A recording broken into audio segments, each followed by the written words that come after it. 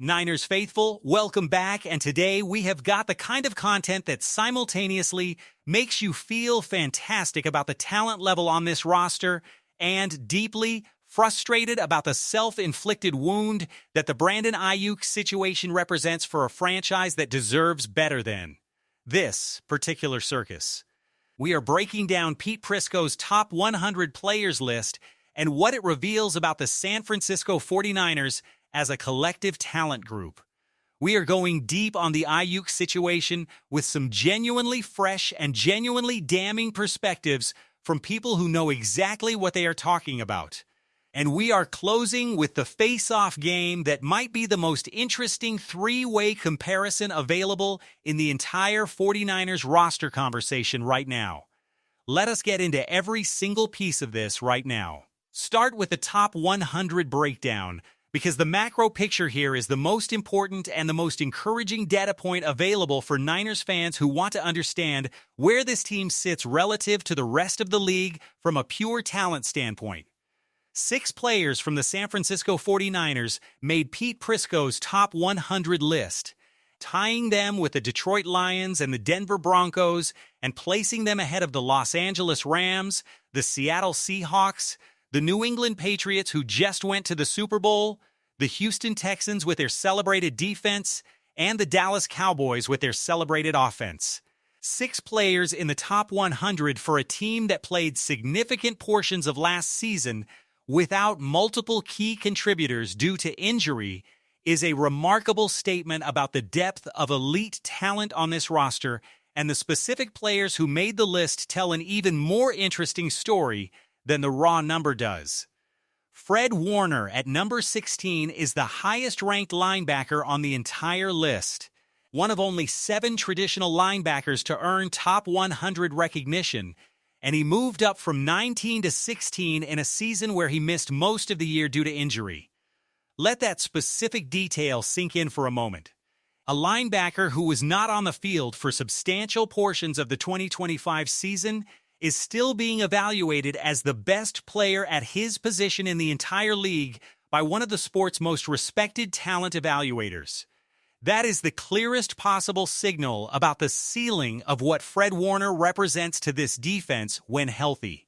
And the anticipation of getting him back operating at full capacity heading into 2026 should be one of the most exciting things 49ers fans are looking forward to this summer. Prisco's assessment that when he is on the field there is no better off-ball linebacker in the league is not hyperbole. It is an accurate statement about a player who is redefining what the position can look like in a modern NFL defense. Christian McCaffrey jumping from 41 all the way up to 19 is the statistical justice that his 2025 performance demanded and that the injury narrative around this team had been threatening to obscure. Consider what McCaffrey did in a season where he was quite literally carrying the entire 49ers offense through stretches where every other offensive weapon was either injured, unavailable, or dramatically limited. 1,202 rushing yards, 10 rushing touchdowns, 102 receptions with 7 touchdown catches through the air. Those are the numbers of a player who is not just the best running back in professional football, but one of the 5 most valuable offensive players in the entire league regardless of position, and Prisco placing him only 2 spots behind Bijan Robinson as the second-ranked running back in the top 100 reflects a genuine appreciation for how transformative CMC's presence is for everything the 49ers offense tries to do.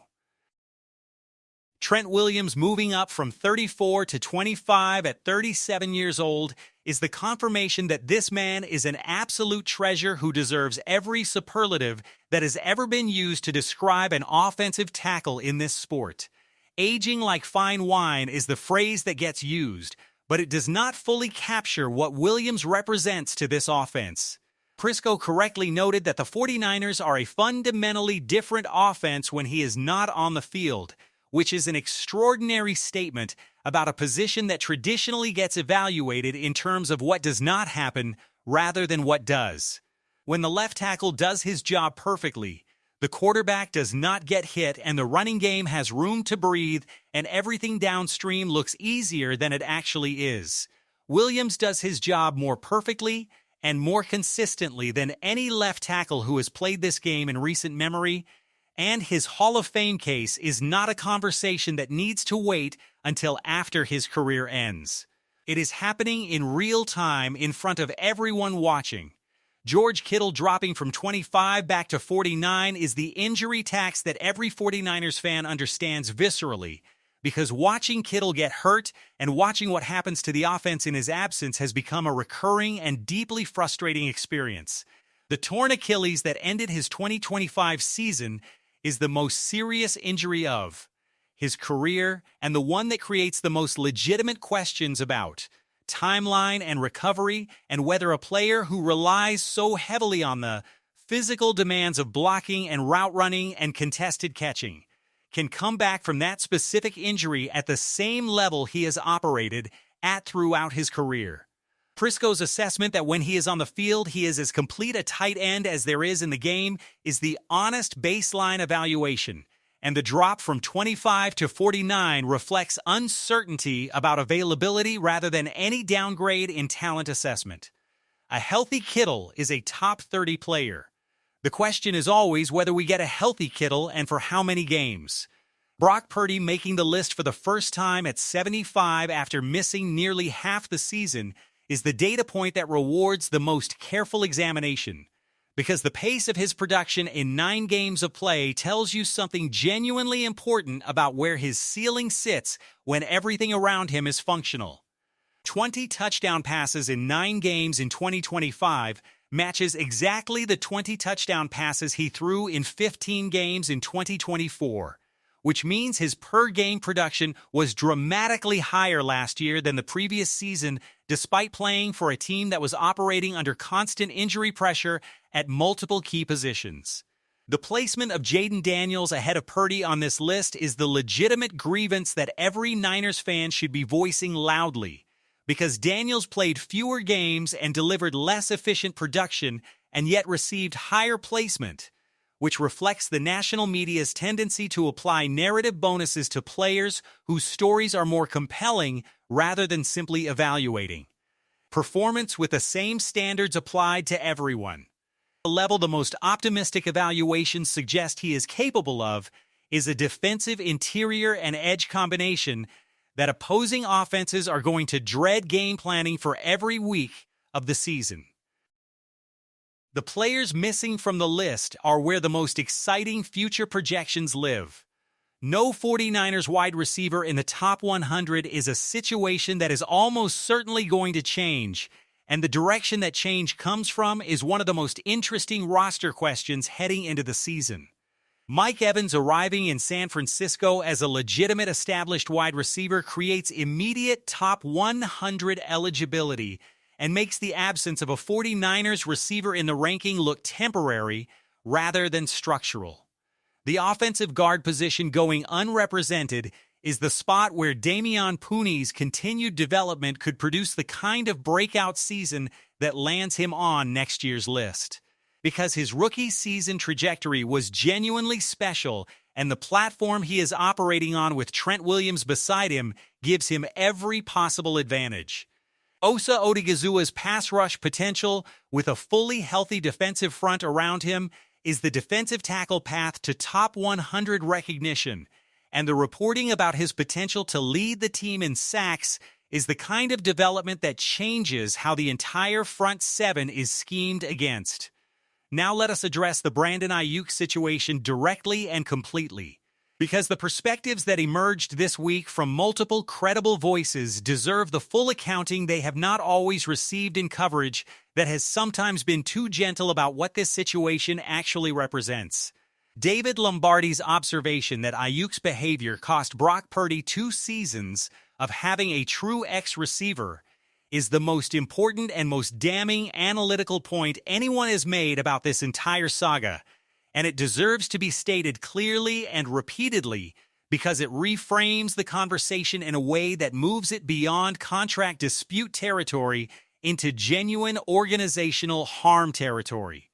In 2024, Aiyuk arrived unprepared because of the contract drama, played poorly for the first stretch of the season, and then suffered an injury that may or may not have been related to his inadequate offseason preparation.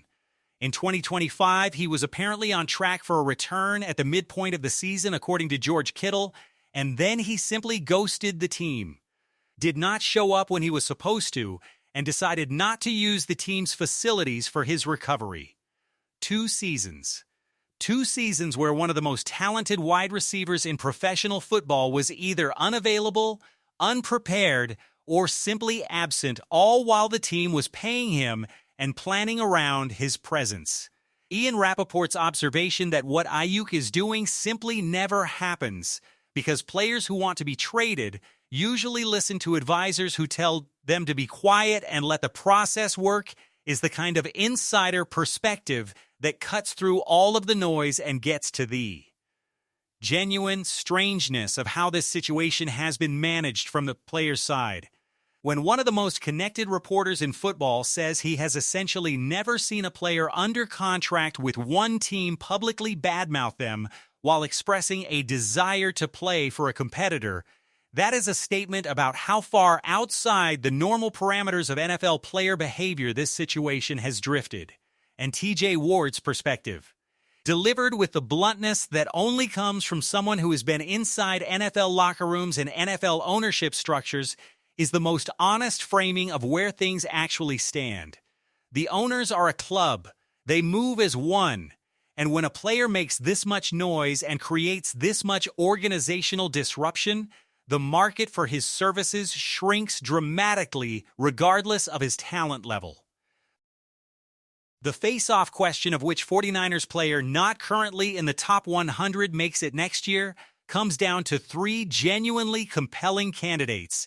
And the honest answer is that all 3 have legitimate paths to recognition if things break right.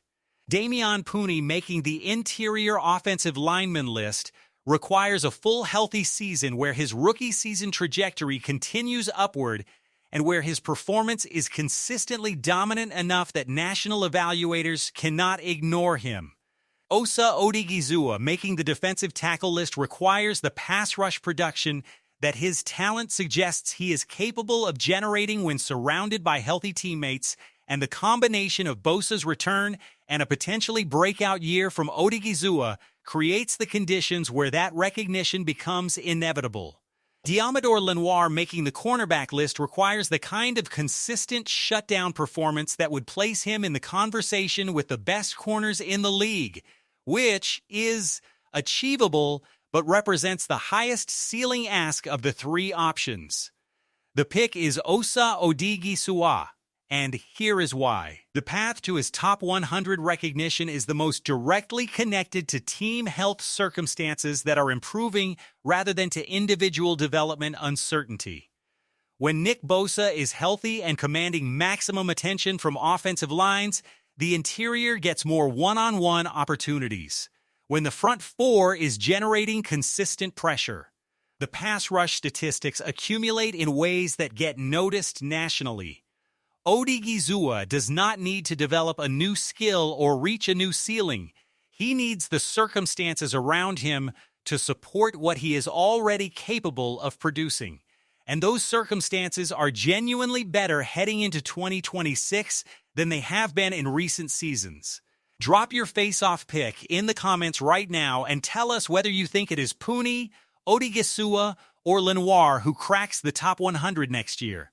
Let us know your honest assessment of the Aiyuk situation and whether you think he plays another game in San Francisco. And tell us what your expectations are for a healthy Nick Bosa in 2026, because that might be the most important question of the entire 49ers offseason. Smash that like button, subscribe if you have not already, and we will see you for the next one. Niners faithful, let us go.